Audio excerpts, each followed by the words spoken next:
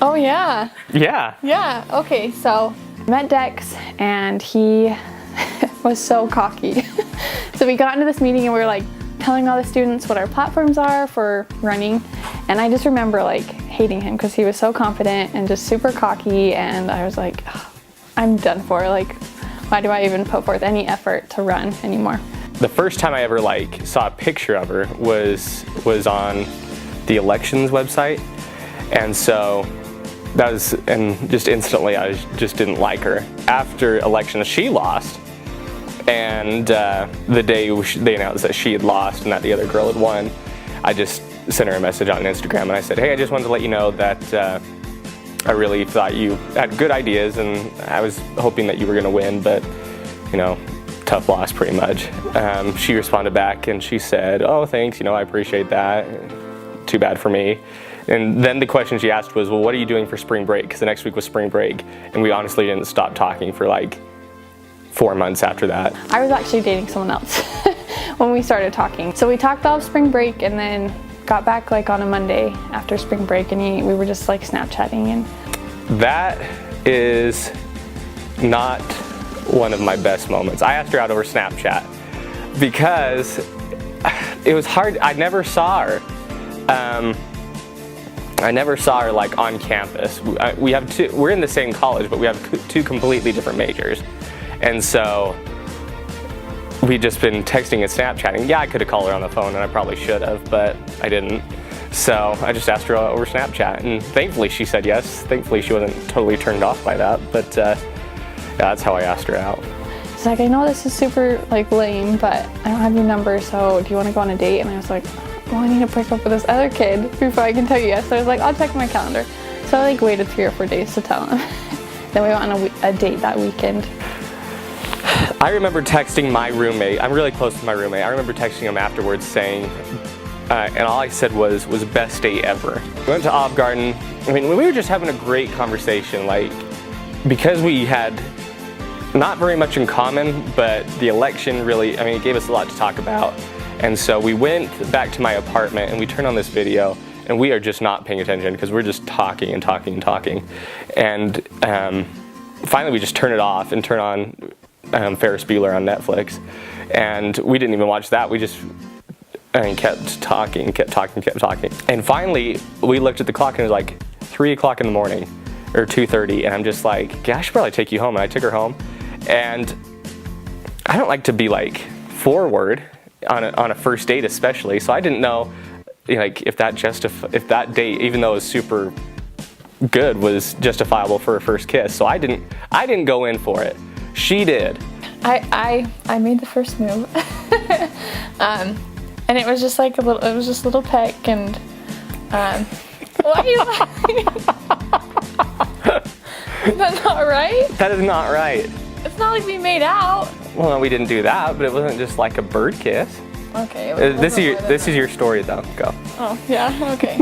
Anyway, so maybe a little bit more than a peck, but. And it wasn't a peck either. I mean, it was like a Nicholas Sparks kiss, if anything. And so I walked away, and I remember, and it was at that point where I texted my roommate. I'm just like, dude, this was the best date ever. I actually broke up with him during the summer, and because when we first started dating, it was like March and school ended in May. So like towards like the end of April, he's like, do you want to date during the summer? I'm like, no, I'm moving home. You're moving home. Like, this is never going to go anywhere.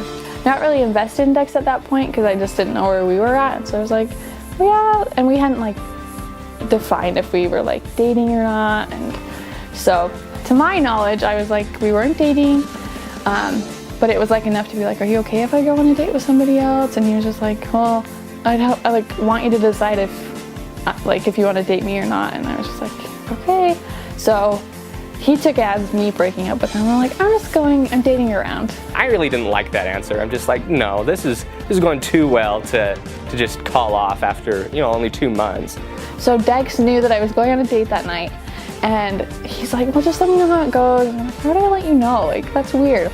But then I was like, I'll let you know, like, whatever. So that night I texted him, I was like, it was okay, like, I just don't know, like, I probably won't go on a date with him again, but I don't know if I want to date you. And he's like, meet me in Malad in an hour. I'm like, this is lame. I'm not going to do this over text. I asked her out over text.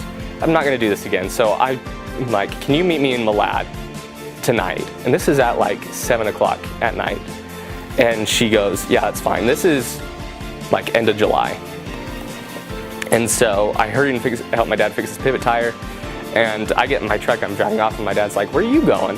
So I'm going to Milan, I'm meeting Cass, and he's like, no girls we're dying over. And in my mind, I'm thinking, this one is. I just remember being in like a really bad mood, and we just like talked for 2 hours before, just like talking, like catching up on our week before we even like talked about us in general. And I think that was like the biggest moment that I realized like I was grumpy for like an obvious reason, but he was just able to like take that whole day out of my mind, and we were just able to talk and just have a good time. That was the first breakup. The second breakup went something like this. We were like, well, we'll see where it goes like when we get back to school and stuff. And I had like an 18 credit semester, and I was working like 30 hours, and I was like, there's no way I have any time for you. And so I said, what is the problem? And she's like, let's talk. And so we sat down, and she's like, I am sorry, I do not have the time to devote to you this semester. I think you deserve somebody that has more time to give to you, and I just don't think I can be that person. And I think that at that point, I just like was so sad at the thought of losing him, but I was like so afraid that I couldn't give him what he needed. I just knew like he was somebody that I could see the rest of my life with, but I just had thrown it away kind of thing. So I just like had texted him that week. I broke up with him on Sunday. I just like texted him on Tuesday. I was like, hope you have a good week kind of thing. And I didn't know if it was like appropriate to text him, but I was like, I'm just gonna go for it. Well, he wrote me like a 5-page letter and left it on my desk at work.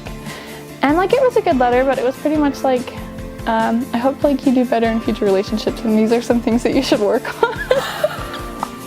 And so I sat down and wrote her a letter. I just basically explained it to her. I'm just like, I just kind of gave her the business. I'm just like, I feel like I've been in love with you, and that, but here's some things you need to remember. Sarcasm isn't great all the time. He gets to my house at like 9 o'clock, and we like sit and just catch up like we typically do. And it's weird that it's not awkward. Like you would think after something like that, I'd be like, so you wrote me a 5-page letter, like what now kind of thing. It's like, all right, well, see you later. He's like, I'm not leaving till we talk about this. So then we talked for like another hour, and we still didn't like come to any conclusion at that point. And then I went over like the next day, he's like, well, I think I want to date other people. And I was like, are you kidding me? And then I was like, all right, well, you do you.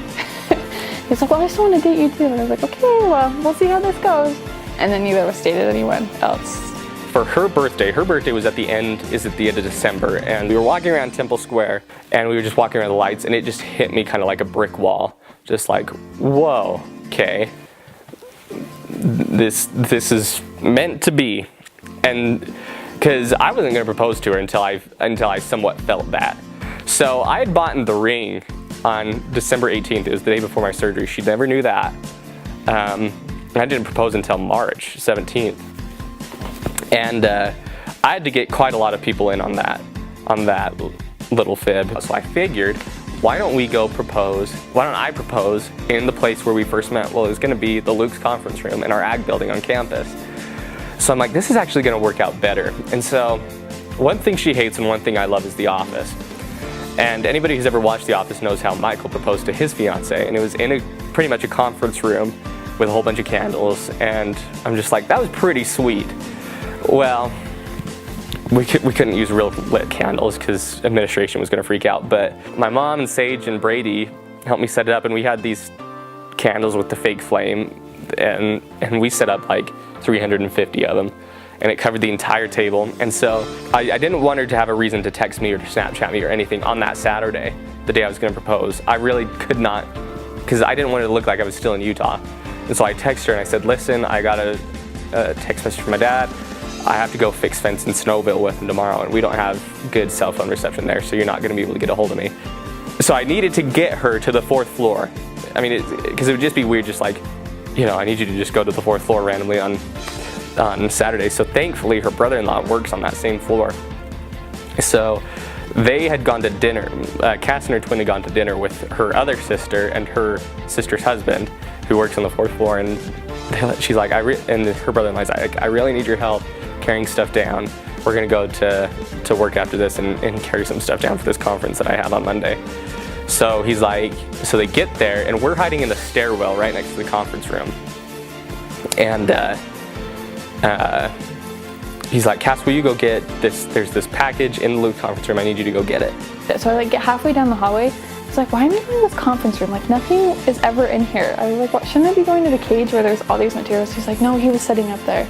But there was just like candles everywhere, and so it was really cute. She opens it up, and she totally was not expecting it. And she had all these candles lit up, and I had made a video, just essentially what I've just been doing here, like the history of our dating. And it was to the song Open Your Eyes by Snow Patrol. And it had like the first kiss, March 18th, first time holding hands, March 18th, first date, March 18th. And so I just went through the entire history of our dating. Well, at the very end, it said, your dad said yes, your mom said yes, there's just one person who hasn't yet. And so it showed and there was pictures in there, you know, everything. And then the last slide at the very end of the song was, you should probably turn around now. Well, the whole idea was that she was going to turn around and I was just going to be there on one knee. Well, it didn't work out like that because that door was super loud.